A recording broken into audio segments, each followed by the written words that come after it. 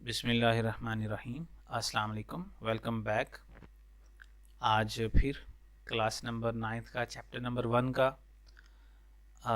Lecture number 6, इसमें मैं आपके साथ दोबारा फिर हाज़िर हूँ। और आज की क्लास में हमने पढ़ना है फ़्लो चार्ट के बारे में। जैसा कि आप देख सकते हैं कि हमने प्रॉब्लम सॉल्विंग स्टेप्स जो पिछली क्लासेस में हमने पढ़ लिए हैं, बेसिकली हमारे पास 5 स्टेप्स थे, उनको हमने डिस्कस किया डिटेल में जाके। और अगर किसी ने नहीं क्लासेस सुनी तो वो नीचे दिए गए लिंक पे क्लिक करके जो है वो सुन सकता है।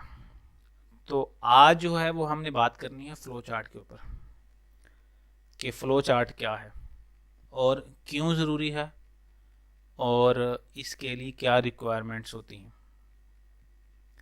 इससे पहले कि मैं आपको फ़्लो चार्ट की डेफिनेशन बताऊं, मैं आपको ये बताता हूँ कि एक्चुअल में दिखने में कैसा होता है।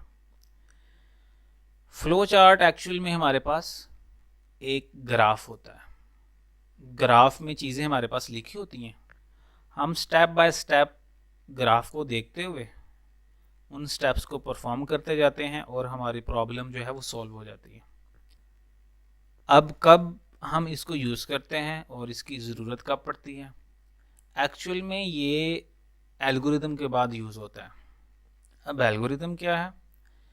एल्गोरिदम नेक्स्ट आप देख सकते हैं हमारे पास एल्गोरिदम भी है, फ्लो चार्ट के नीचे एल्गोरिदम है। एक अच्छी अप्रोच ये होती है कि हम पहले एल्गोरिदम लिखते हैं और फिर फ्लो चार्ट बनाते हैं, लेकिन बुक वाले ने पहले फ्लो चार्ट लिखा हुआ है और एल्गोरिदम बाद में लिखा है। लेकिन एक अच्छी अप्रोच यही है कि पहले एल्गोरिदम आप लिखें। अब एल्गोरिदम और फ्लो चार्ट में क्या डिफरेंस है? एल्गोरिदम में हम जो स्टेप्स होते हैं उनको लिखते हैं। Step number 1 get input, step number 2 processing, step number 3 output, blah blah blah. तो क्या होता है कि हम एल्गोरिदम में जो हमारी प्रॉब्लम को सॉल्व करेंगे स्टेप, उन स्टेप्स को हम डिटेल में सीक्वेंस में लिख लेते हैं। और फ्लो चार्ट क्या होता है? वही स्टेप्स जो आपने एल्गोरिदम में लिखे होते हैं हम उनको कन्वर्ट कर देते हैं डायग्राम में। जैसे कि मैंने पहले बोला गेट इनपुट, उसको हम बस एक डायग्राम में एक सिंबल में लिख देते हैं और उसके बाद हम जितनी भी हमारी रिक्वायरमेंट्स होती हैं उन सब को, जितने हमारे पास स्टेप्स होते हैं उन सब को हम ग्राफ में लिख लेते हैं। अच्छा, इस तरह लिखने का क्या बेनिफिट है? इस तरह बेनिफिट ये मिलता है कि मिस्टेक नहीं होती।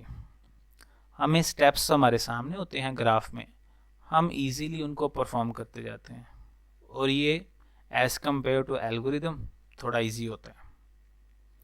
ऑब्वियसली टफ जॉब ये है कि पहले आप एल्गोरिदम लिखें। ज़ाहिर है फिर एल्गोरिदम के स्टेप्स को ही हमने फ्लो चार्ट में कन्वर्ट कर देना है, तो वो कोई इतना कोई बड़ा इशू नहीं है कि हम वो कैसे करेंगे। इशू ये है कि एल्गोरिदम कैसे बनाएं। तो फ्लो चार्ट ईजी है एज कंपेयर टू एल्गोरिदम। तो सेकंड थिंग ये है कि ये इम्पोर्टेंट क्यों है। अब इम्पोर्टेंट देखा जाए तो इम्पोर्टेंट की बात तो नहीं, लेकिन इसके कुछ बेनिफिट्स हैं, क्योंकि इससे जो यूज़र होता है वो थोड़ा इजी हो जाता है अपनी प्रॉब्लम को सॉल्व करने के लिए। एक पाथ जो है वो साफ नज़र आ रहा होता है कि अब किस पे जंप करना है, अब किस पे जंप करना है, तो इजीली परफॉर्म कर सकता है बंदा सारे स्टेप्स। इसकी रिक्वायरमेंट्स क्या हैं? रिक्वायरमेंट्स ऑब्वियसली यही है कि आपकी जो प्रॉब्लम है किन स्टेप्स की बेस पे सॉल्व हो रही है। आपके पास क्या वही स्टेप्स हैं जिनकी बेस पे आपकी प्रॉब्लम जो है वो सॉल्व हो रही है? तो आज हमने इसको पढ़ना है, तो आए स्टार्ट करते हैं जी। तो 1.5 फ्लो चार्ट, इसकी डेफिनेशन पढ़ते हैं। Flow charts are helpful to know about the steps used to solve a problem. कहता है फ्लो चार्ट थोड़ी सी हेल्प करता है। क्या हेल्प करता है? स्टेप्स को लेके कि कौन सा स्टेप पहले आएगा कौन सा बाद में आएगा। हेल्प ये करता है कि हमारी प्रॉब्लम को सॉल्व कर देता है। In the following we discuss the concept of flow charts in detail. वो कहता है हम इसमें आपको थोड़ा सा एक्सप्लेन करेंगे कि फ्लो चार्ट एक्चुअल में क्या है। उसकी डेफिनेशन उसने नीचे लिखी हुई है। A flow chart is a graphical presentations of steps to solve a problem. वो कहता है हमारे पास क्या है, एक ग्राफ होता है जिसमें हम क्या करते हैं, अपने स्टेप्स को लिख देते हैं, प्रेजेंट कर देते हैं। We use symbols for each step. वो कहता है हर स्टेप पे हम कोई ना कोई सिंबल यूज करते हैं। अब सिंबल क्या है, अब फ्लो चार्ट के हमारे पास सिंबल्स होते हैं जिसकी बेस पे हमें ये आइडिया होता है कि अब क्या होने वाला है या क्या हो रहा है। इसमें इनपुट का सिंबल जो है वो और तरह का होता है, और प्रोसेस का सिंबल जो है वो और तरह का होता है, डिसीजन मेकिंग का जो सिंबल है वो और तरह का होता है। नो डाउट के प्रोसेस और डिसीजन मेकिंग सेम ही होते हैं। चलें इसके मैं आपको सिंबल जो है वो दिखा देता हूँ, उससे आपको आइडिया हो जाएगा। जैसे कि हमारे पास इधर फिगर भी बनी हुई है, इसमें कुछ सिंबल्स हैं, मैं इनको भी एक्सप्लेन कर दूंगा। And these symbols are connected with the help of arrows to show the flow of processing. अब वो जो हमारे पास सिंबल्स होते हैं वो एक दूसरे के साथ जुड़े होते हैं। किसकी मदद से जुड़े होते हैं? एरोज की मदद से। एरोज जो है वो उनको आपस में कनेक्टेड रखता है एक फ्लो में चलने के लिए। जैसे कि आप डायग्राम में देख सकते हैं कि स्टार्ट उसने किया है, उसके बाद उसने एक एरो लगाया है, फिर वो नेक्स्ट पे जंप किया, फिर एक एरो लगाया है, तो ये आपस में कनेक्टिविटी का काम करता है। अब उसने फिगर को एक्सप्लेन करना चाहे नीचे, वो कह रहा है shows a flow chart for the simple problem of wearing shoes with socks. वो कहता है हमारे पास प्रॉब्लम क्या है कि हमने शूज पहने हैं सॉक्स के साथ, तो उसका एक फ्लो चार्ट आप जो है ना वो बनाएं। तो फ्लो चार्ट आपके सामने है, पहले उसको पढ़ते हैं। उसने क्या लिखा हुआ है? It shows that not only the steps are important.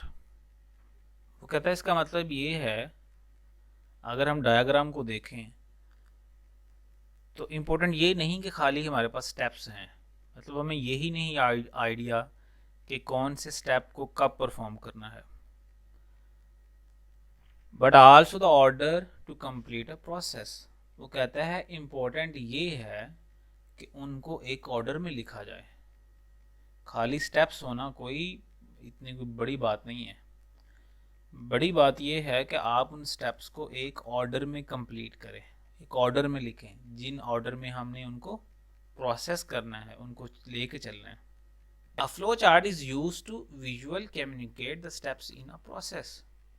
वो कहता है एक्चुअली में फ्लो चार्ट जो क्या होता है वो हमारे पास विजुअली कम्युनिकेट होता है। मतलब आप देखते हैं एक तरफ, दूसरी तरफ आप अपना काम परफॉर्म कर रहे होते हैं, फिर आप देखते हैं ग्राफ को, फिर आप उसके ऊपर काम प्रोसेस करते हैं, फिर आप देखते हैं नेक्स्ट स्टेप, फिर उसके ऊपर प्रोसेस करते हैं। तो इसी तरह हमारे पास थ्रूली मतलब हम चलते रहते हैं और हमारे पास हमारी प्रॉब्लम का कोई ना कोई सोल्यूशन निकल आता है।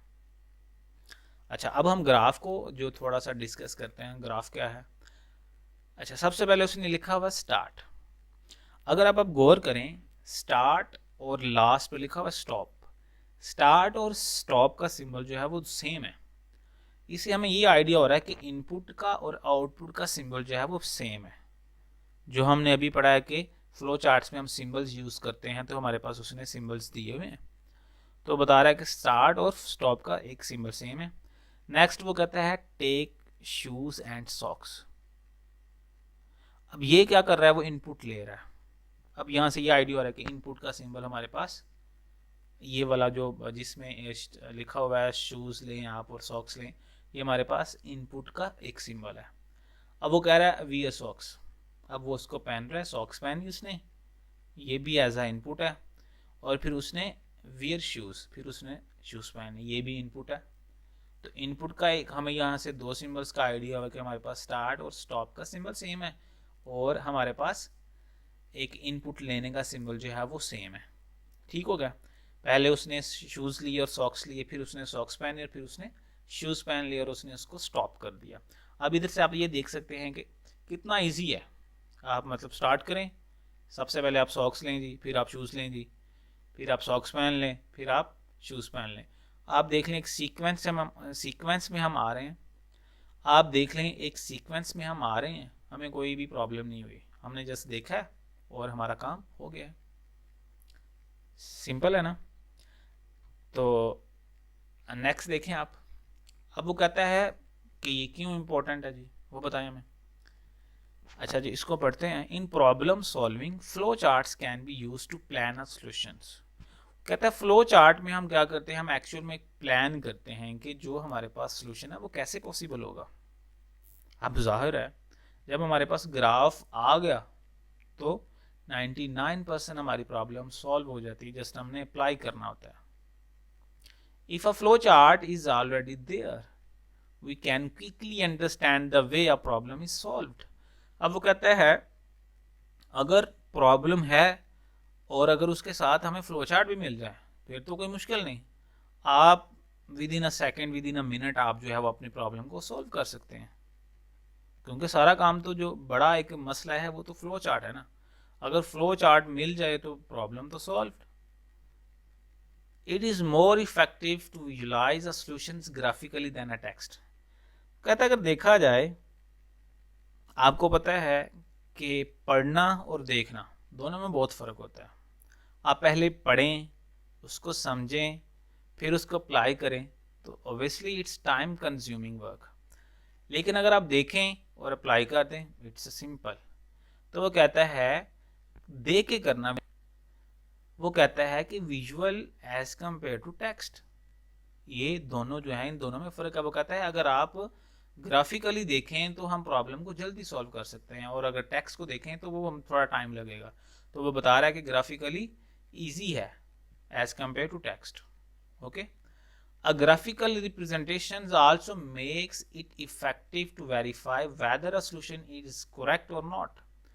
वो कहता है ग्राफिकल रिप्रेजेंटेशंस क्या है, ये एक तरह से इफेक्टिव भी है। क्या इफेक्टिव है, क्या फ़ायदा है? फ़ायदा ये है कि हमें पता चल जाता है कि हमारे पास जो सोल्यूशन आ रहा है कि वो करेक्ट है कि नहीं करेक्ट। ऑब्वियसली जब आउटपुट आ जानी है, अब इसको अप्लाई करने से हमें पहले ही आइडिया हो जाता है कि हाँ हमारे पास प्रॉब्लम पॉसिबल है। क्योंकि ग्राफ एक नो डाउट ग्राफ और अप्लाई करने में बस थोड़ा सा ही डिफरेंस है। आप ग्राफ आपने बना लिया है तो आपकी आउटपुट अगर निकल रही है तो ऑब्वियसली इट्स डन। तो कहता है इससे हमें आइडिया हो जाता है कि हमारे पास प्रॉब्लम जो है वो सॉल्व हो सकती है कि नहीं हो सकती। It is also a good way to communicate the solutions of a problem to other people. कहता है नो डाउट कि आप दूसरों के साथ भी बातचीत करके अपनी प्रॉब्लम को सॉल्व कर सकते हैं। ये भी एक अच्छा वे है। आपको प्रॉब्लम है, आप अपने सीनियर से डिस्कस करें और आप उसको सॉल्व करें। आई होप सो आपको फ्लो चार्ट का पता चल गया होगा। फ्लो चार्ट क्या है, मैंने आपको उसकी डेफिनेशन बताई। फ्लो चार्ट हमारे पास एक ग्राफिकल रिप्रेजेंटेशन है, उसको हम ग्राफ्स में लिखते हैं। और ये क्यों ज़रूरी है, बिकॉज इससे हमारी प्रॉब्लम जो है वो सॉल्व हो जाती है। अगर फ्लो चार्ट मिल जाए तो प्रॉब्लम जो है वो जल्दी से वाइंड अप हो जाती है, जल्दी से सॉल्व हो जाती है। तो हमारा जो मसला है वो दूर हो जाता है। आई होप सो आपको इसकी समझ आ गई होगी, और अगर समझ नहीं आई तो प्लीज़ आप कमेंट करके पूछ सकते हैं।